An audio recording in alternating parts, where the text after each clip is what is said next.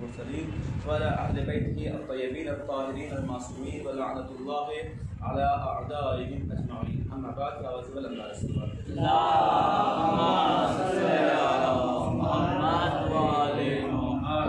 اس طرح سے اپنے دور مستند ہے کہ اس سے پہلے والے جلسے میں ہم نے نماز کے کچھ مسائل آپ کے سامنے پیش کیے تھے. اس میں سے ہم نے ارکان نماز کے بارے میں ہم گفتگو کر چکے ہیں. ارکان نماز ہم نے بتایا تھا کہ ارکان نماز وہ ہوتے ہیں کہ اگر جان بوجھ کر یا دھوکے سے کسی بھی صورت میں اگر وہ آپ کی نماز سے کم ہو جائے یا زیادہ ہو جائے تو آپ کی نماز باطل ہو جاتی ہے. اور ارکان نماز کتنے ہیں ہم نے بتایا تھا 5 ہے.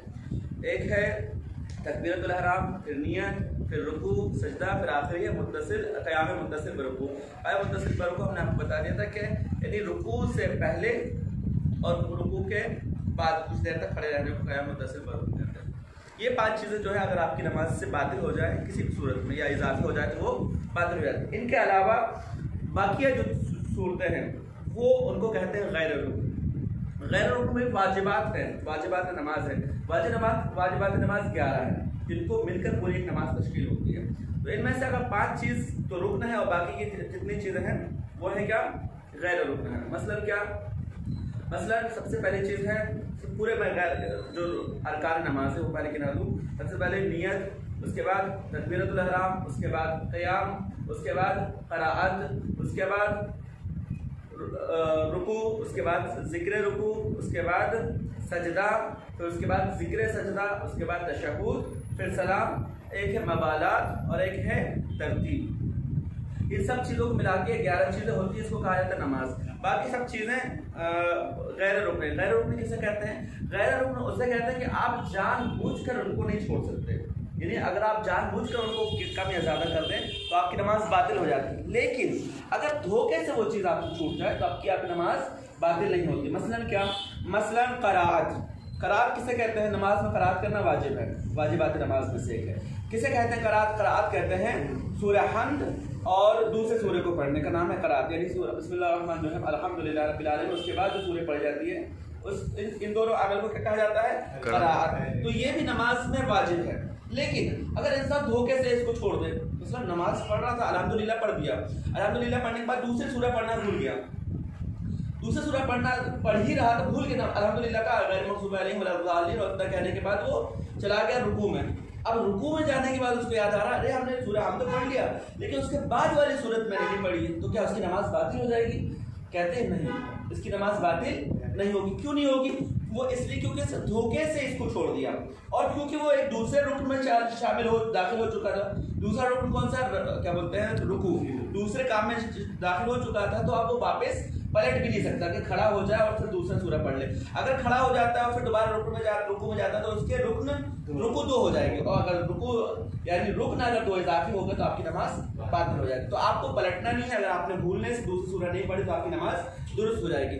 وہی چیز اگر آپ جان بوجھ کے اگر چھوڑ دیں سورہ حمد کے بعد جو دوسری سورہ پڑھی جاتی ہے یا اصل سورہ حمد کو چھوڑ دیں جان بوجھ کر، تو کیا آپ کی نماز صحیح ہوگی؟ کہتے ہیں نہیں.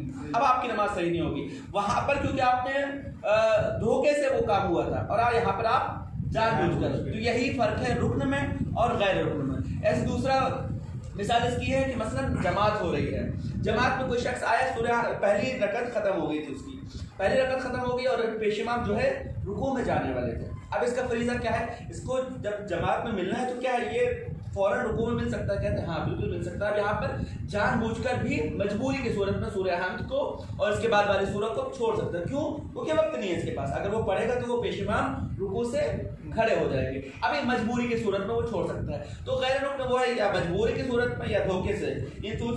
ان غیر رکن اگر چھوٹ جائے تو آپ کی نماز صحیح ہو جاتی ہے. اور کون کون سے غیر رکن ہیں؟ مثلا تشہد ہے.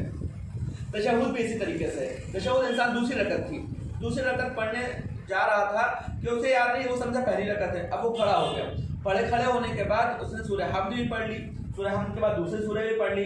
دوسری سورہ پڑھنے کے بعد وہ داخل ہو گیا رکوع میں. رکوع میں جانے کے بعد اس کو یاد آیا کہ میری دوسری رکعت تھی گزری والی اور میں نے اس میں تشہد نہیں پڑھا ہے. تو کیا کہتے ہیں اس کی نماز باطل ہے یا درست ہے؟ کہتے ہیں کہ اس کی نماز درست ہے کیونکہ تشہد غیر رکن ہے، واجبات نماز میں تھے لیکن غیر رکن ہے، اور چونکہ اس نے بھول کے کھڑا ہوا تھا تو اس کی نماز درست ہو جائے گی۔ کہتے ہیں کب تک اگر انسان تشہد بھول جائے تو کب تک اس کو پڑھ سکتا ہے؟ کہتے ہیں کہ اگر اس نے تشہد پڑھا اور پڑھنے چھوڑ دیا، بھول گیا تشہد کو دوسرے رکعت میں اور وہ کھڑا ہو گیا سورہ حمد پڑھ ہی رہا تھا کہ اس کو یاد آ گیا کہ میں نے تشہد نہیں پڑھا ہے، تو اس کا وظیفہ کیا ہے؟ کہتا ہے اس کا وظیفہ جب تک یہ رکوع میں نہیں گیا ہے، رکوع میں جانے سے پہلے اگر اس کو یاد آ جائے تو وہ فوراً اپنی جگہ پر بیٹھ جائے اور بیٹھنے کے بعد تشہد پڑھے، اشہد ان لا الہ الا اللہ و اشہد ان محمدا عبدہ و رسولہ اللہم صلی علی محمد و آل محمد۔ اب وہاں سے کھڑے ہو جائے، کھڑے ہونے کے بعد دوبارہ اپنی نماز کو کنٹینیو کرے گا یہاں سے۔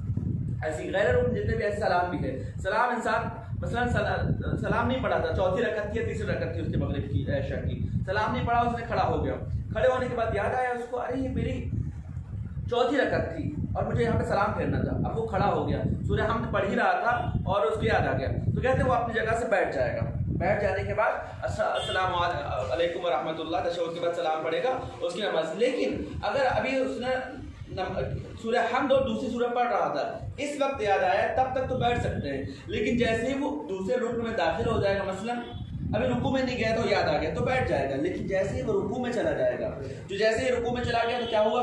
اس کا رکن اضافی ہو گیا، رکن جیسے ہی اضافی ہو جائے گا اس کی نماز کیا ہو جائے گی؟